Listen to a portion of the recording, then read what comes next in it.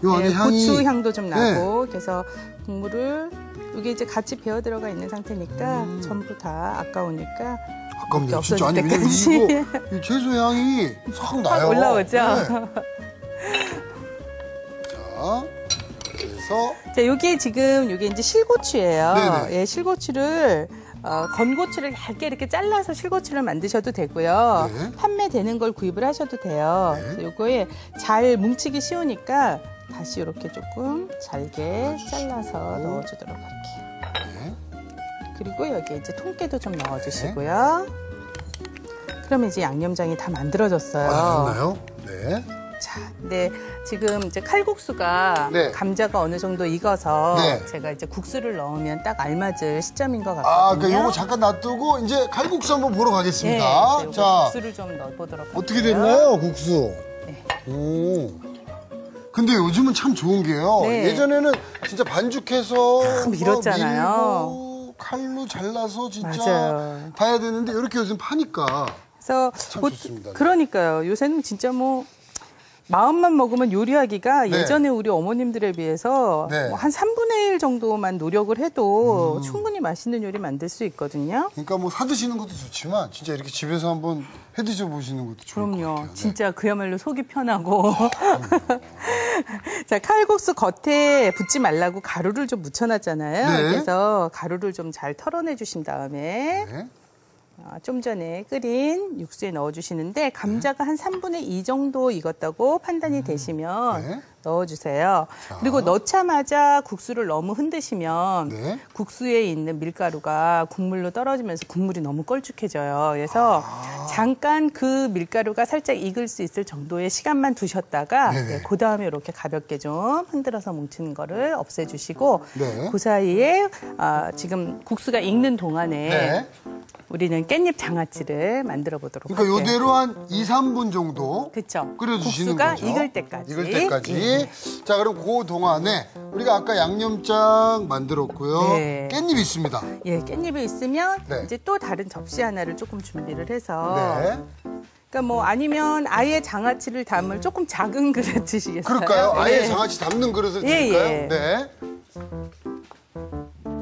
자, 그래서 양념이 잘 배려면 최소한 한쪽은 양념이 묻어야지 되잖아요. 그렇죠. 그러니까 2장씩 겹쳐주시는 두 장씩해요? 거예요. 왜냐하면 한쪽이 그러니까 양쪽 다 안 하시고 네. 어쨌든 앞뒤로 한 번은 묻게 되니까요. 지금 이 상태에서 양념을 가볍게 이렇게 좀 발라주시는데 아까 깨도 넣고 여기 밑에 실고추도 넣었잖아요. 그래서 그러니까 실고추랑 섞이게. 양면에 다 양념을 묻히는 게 아니라 한 면 정도만 묻게. 그렇죠. 그러면 이렇게 하면은 여기는 밑에 묻고 위에 묻으니까. 그렇죠. 그러니까 한쪽씩 다 묻어지잖아요.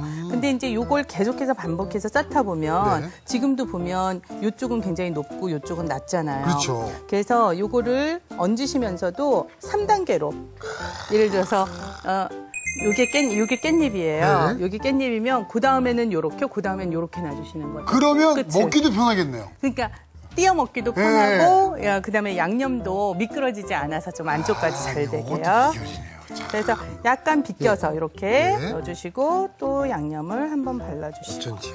요거 진짜 안 집어지면 정말 짜증나거든요. 그러니까 요거는 네. 안 집어줘도 2장 이상은 집어질 일이 없는 거죠. 이렇게 하면. 네네. 그러면 요거는요, 이렇게 네. 하면 어떻게 해서 먹는 게 가장.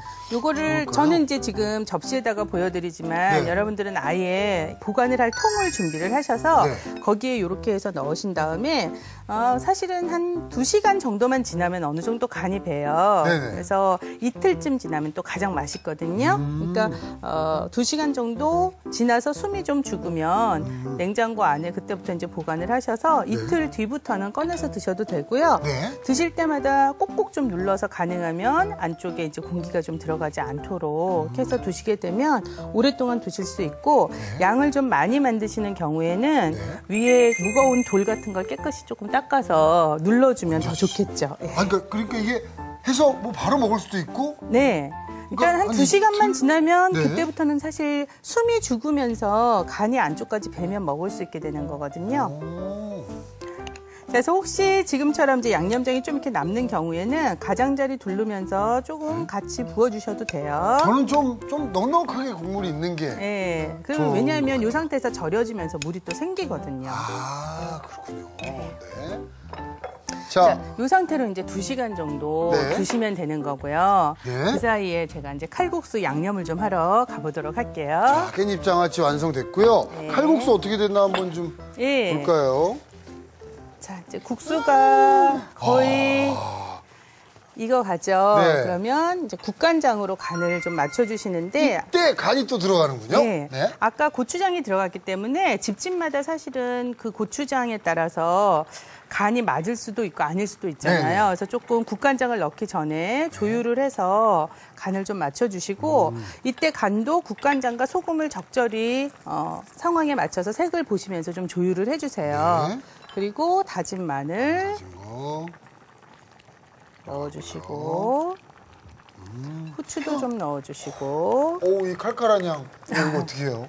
자 그리고 아까 네. 우리 미나리하고 파 썰어 놓은 거 있었잖아요. 그렇죠. 네. 여기 이제 마무리 단계에 또 샥 들어가 줘야 그렇죠. 완성 아닙니까? 네. 그래서 미나리도 좀 넣어주시고 파도 네. 좀 넣어서 한 소끔 끓여서 이제 완성하도록 저는 할게요. 오늘 되게 기운이 없다가도 네. 이렇게